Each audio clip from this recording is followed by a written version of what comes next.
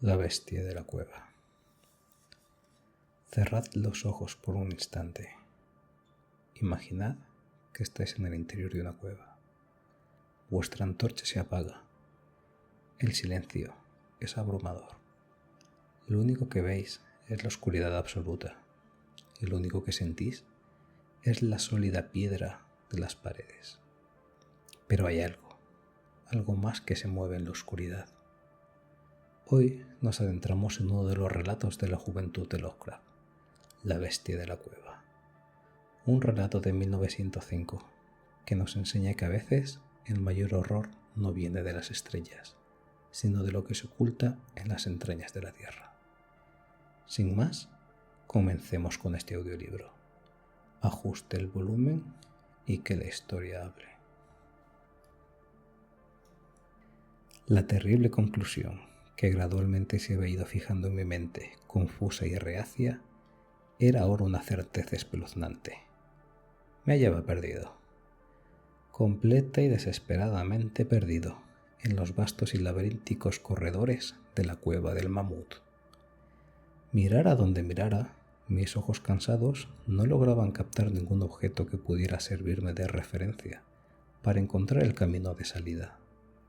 La lógica me decía que jamás conseguiría volver a ver la bendita luz del día, ni a pasear por las deliciosas colinas y valles del hermoso mundo exterior. La esperanza se había desvanecido, y sin embargo, adoctrinado por una vida dedicada al estudio de la filosofía, obtuve cierta satisfacción al comprobar lo desapasionado de mi conducta, pues, aunque con frecuencia he leído acerca del salvaje frenesí que embarga a las víctimas en situaciones semejantes, yo no sentía nada de eso, sino que mantuve la serenidad en cuanto descubrí plenamente que había perdido el rumbo. Ni tan siquiera el pensar que podía haber estado vagabundeando más allá de los límites de un posible rescate me hizo abandonar mi compostura ni por un instante. Si tenía que morir, reflexioné, que estas terribles, aunque majestuosas cavernas se conviertan en mi sepulcro, bienaventurado como el de cualquier camposanto. Idea que me aportaba más tranquilidad que desesperación. La muerte por inanición sería mi destino último. No tenía duda sobre eso. Sé que muchos se habrían vuelto locos en aquellas circunstancias, pero sentía que este no sería mi final. Mi desgracia era el resultado de mis propios errores y de nadie más, ya que desobedecía al guía y me separé del grupo de visitantes. Y tras vagar cerca de una hora a través de las galerías prohibidas de la caverna, me había dado cuenta de que ya no podía encontrar el camino de vuelta entre los intrincados vericuetos que había recorrido tras abandonar a mis compañeros. Mi antorcha comenzaba a extinguirse y pronto me vería envuelto en la oscuridad total y casi palpable de las entrañas de la tierra. Mientras seguía alumbrado por la luz menguante y temblorosa, me imaginé despreocupado cuáles serían las circunstancias exactas de mi ineludible final. Recordaba las historias que había escuchado sobre una colonia de leprosos que tras tomar posesión de esta gruta gigantesca, debido a la aparente pureza del aire de aquel mundo subterráneo, de su temperatura uniforme y estable al aire puro y a su pacífica tranquilidad, se habían topado en lugar de todo lo anterior con una muerte extraña y horrenda. Había visto las ruinas destartaladas de sus casitas enfermizas al pasar con el resto de mi grupo, y me había preguntado entonces por los efectos sobrenaturales que una larga estancia en aquella caverna inmensa y silenciosa producirían en una persona tan saludable y vigorosa como yo. Y ahora, me dije a mí mismo con gravedad, tenía la oportunidad de comprobarlo, suponiendo que la falta de comida no acelerase mi marcha de este mundo. Cuando los últimos destellos intermitentes de la antorcha dieron paso a la negrura, decidí no dejar sin remover ninguna roca, ni descuidar ninguna posible salida, de manera que me puse a chillar con toda la fuerza de mis pulmones, lanzaba una serie de gritos enérgicos, con la vana esperanza de llamar la atención del guía. Y sin embargo, mientras aullaba, sabía de corazón que mis gritos no tendrían respuesta, y que mi voz, engrandecida y multiplicada por las innumerables paredes rocosas del negro laberinto en el que andaba perdido, no llegarían a más oídos que los míos. Pero de pronto mi atención se vio atraída por el sonido de unas pisadas blandas que, me imaginaba, se acercaban hacia mí sobre el suelo rocoso de la caverna. ¿Acaso mi salvación iba a llegar tan pronto? Habían sido, pues, totalmente infundados mis espantosos temores, y el guía, tras advertir mi inexplicable ausencia del resto del grupo, había seguido mi rastro a través de aquel laberinto calcáreo. Según afloraban en mi mente todos estos pensamientos felices, estuve a punto de poderme gritar otra vez, con la esperanza de acelerar mi rescate. Pero de pronto mi alegría se tornó en espanto al seguir escuchando, ya que mi agudo sentido del oído, aumentado más por el silencio total de la cueva, comunicó a mi mente entumecida la terrible e inesperada certeza de que aquellas pisadas no se parecían a las de ningún ser humano. En medio de la quietud sobrenatural de esa región subterránea, los pasos del guía calzados con botas habrían sonado como una serie de golpes secos y penetrantes. Aquellas pisadas, sin embargo, resultaban blandas y sigilosas, como las zarpas almohadilladas de algún felino. Además, a veces, si escuchaba con atención, me parecía distinguir el avance de 4 pies en lugar de 2. Estaba ahora convencido de que mis gritos habían despertado y atraído a alguna bestia salvaje. Un puma, quizá, extraviado accidentalmente en el interior de la caverna. Pensé que, a lo mejor, el Todopoderoso había elegido darme una muerte más rápida y misericordiosa que el hambre. Sin embargo, el instinto de conservación, que nunca está dormido por completo, latió dentro de mi pecho, y aunque escapar del peligro que se avecinaba no haría otra cosa más que evitarme un final más fácil y sencillo, decidí que aquella bestia pagaría un alto precio por mi vida.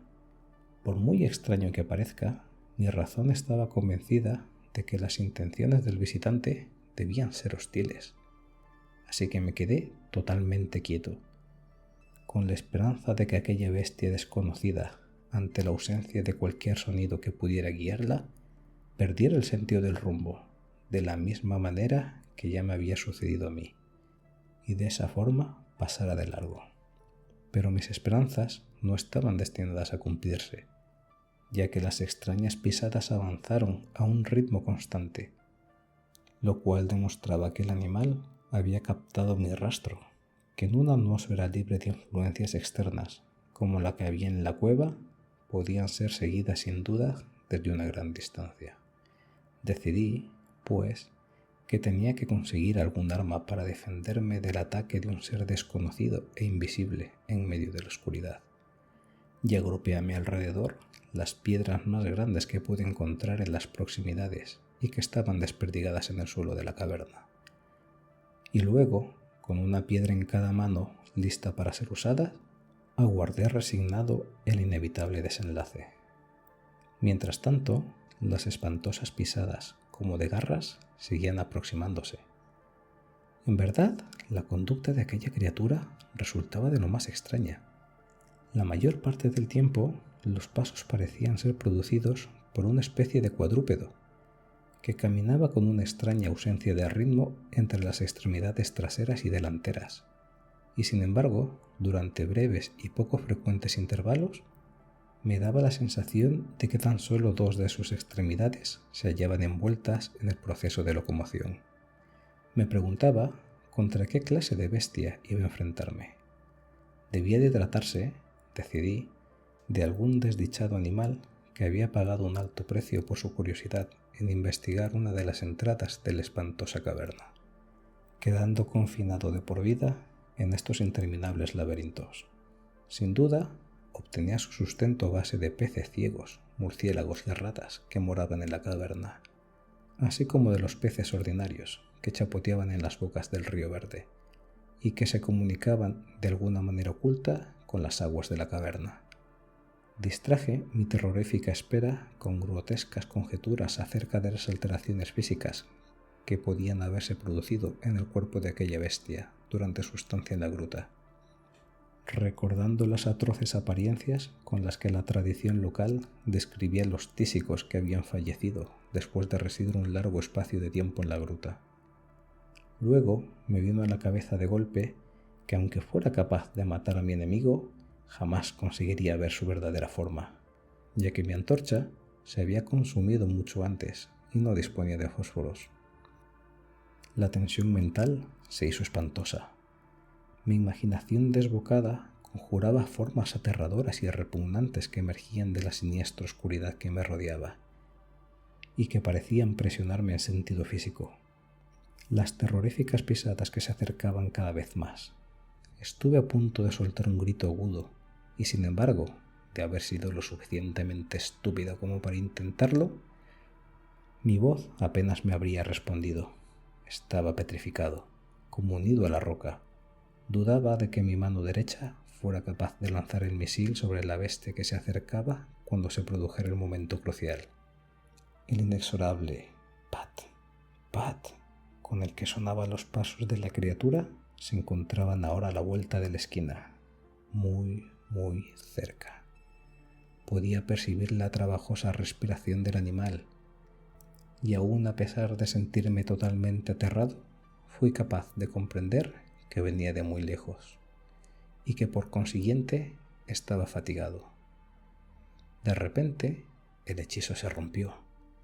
Mi mano derecha, guiada por mi agudo sentido del oído, arrojó con todas sus fuerzas el anguloso trozo de piedra caliza que sostenía, impulsándolo hacia el lugar en las tinieblas del que surgía el resuello y las pisadas.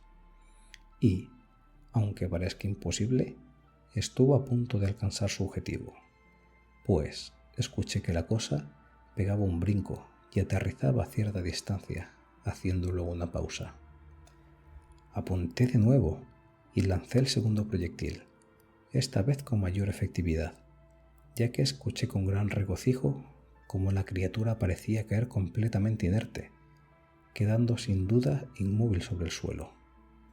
Desbordado por el tremendo alivio que me invadió, apoyé la espalda sobre la pared. La respiración seguía sonando con pesadas y difíciles inspiraciones y exhalaciones, por lo cual deduje que tan solo había conseguido herir a la criatura. Y entonces cualquier deseo de examinar a la cosa se esfumó. Por fin, un miedo supersticioso y sobrenatural se adueñó de mi mente, y no me atreví a acercarme al cuerpo, ni osé arrojarle más piedras con intención de acabar con su vida. En lugar de eso, eché a correr con todas mis fuerzas en la misma dirección por la que había venido, o al menos eso es lo que creí en mi estado frenético de ánimo. De pronto escuché un ruido, o mejor, una sucesión de ruidos regulares. Al poco se convirtieron en una serie de golpecitos metálicos y agudos. Ahora no había duda, se trataba del guía. Entonces me puse a chillar, a aullar, a vociferar, incluso chillé de alegría al contemplar cómo los techos abovedados iban iluminándose con los destellos resplandecientes que yo sabía producidos por la luz de una antorcha que se aproximaba. Corrí en busca del resplandor, y antes de que pudiera comprender todo lo que realmente había sucedido, me encontré tirado sobre el suelo, a los pies del guía, abrazando sus botas, balbuceando, a pesar de mi habitual timidez, de la manera más estúpida y carente de sentido, los terribles sucesos que me habían acontecido, y al mismo tiempo abrumando a mi oyente con mis demostraciones de gratitud. Al final pude recuperar un poco el juicio.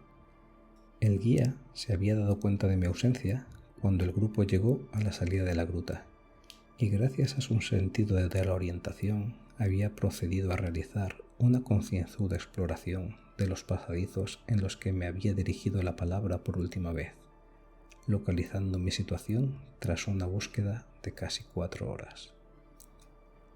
Una vez me hubo contado todo esto, yo, envalentonado por la luz de su antorcha y por su compañía, Empecé a pensar en la extraña bestia la que había dejado herida poco detrás, en medio de las tinieblas, y le sugerí que nos acercáramos a investigar, con la ayuda de la débil luz, qué clase de criatura había sido mi víctima.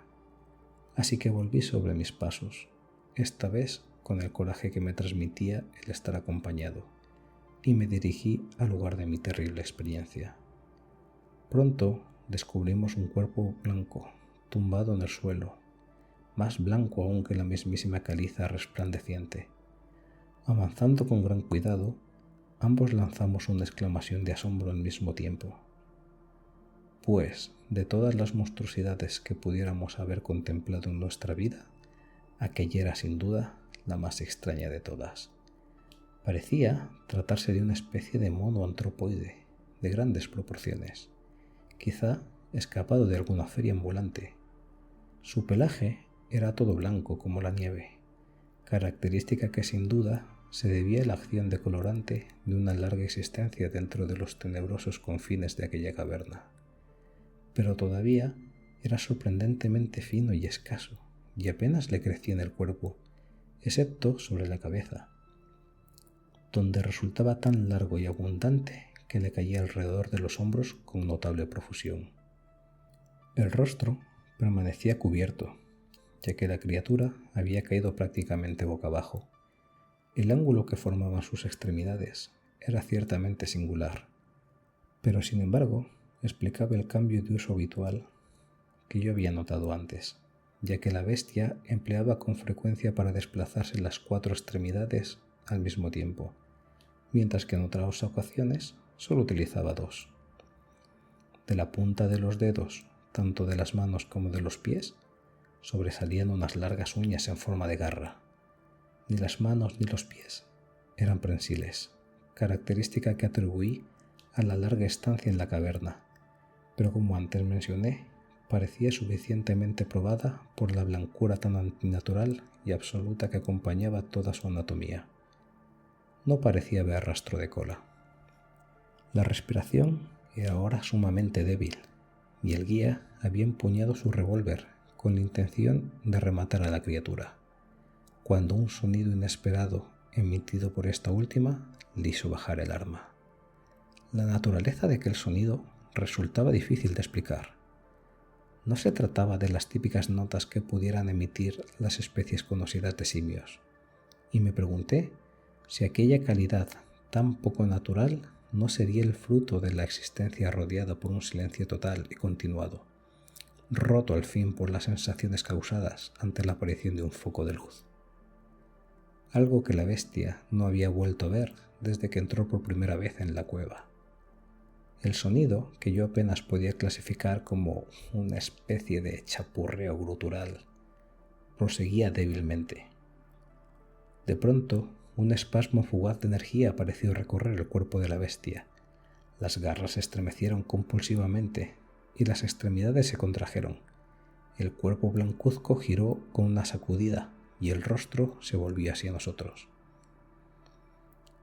Durante unos segundos me sentí tan abrumado por el horror que revelaban aquellos ojos que no me percaté de nada más. Eran negros. Aquellos ojos profundos y tremendamente negros contrastaban en todo con su espantoso pelaje, que era de cuerpo blanco como la nieve, igual que los de cualquier otro morador de las cavernas. Estaban profundamente hundidos dentro de sus órbitas y carecían por completo de iris. Seguí observando con mayor proximidad. Descubrí que las cuencas se encontraban enmarcadas en un rostro de mandíbula menos prominente que la de cualquier mono normal, y resultaba infinitamente más peludo. La nariz era muy diferente. Mientras contemplábamos la visión sobrenatural que teníamos delante de los ojos, los gruesos labios se entreabrieron y dejaron escapar varios sonidos, tras lo cual aquella cosa se sumió en la quietud de la muerte. El guía agarró la manga de mi chaqueta, temblaba con tal violencia que la luz tiritaba espasmódicamente, dibujando sombras fantásticas e inquietantes sobre las paredes que nos rodeaban. No me moví lo más mínimo, sino que me quedé inmóvil y rígido, con los ojos llenos de espanto y la mirada fija en lo que tenía delante. Entonces se disiparon mis miedos y fueron reemplazados por el horror, la compasión y la piedad, pues los sonidos que habían brotado de aquella figura herida de muerte que yacía sobre la roca caliza nos habían revelado la terrible verdad. La criatura que yo había matado, la extraña bestia de la insondable caverna, era o había sido en tiempos remotos un hombre. Nos vemos en el siguiente relato.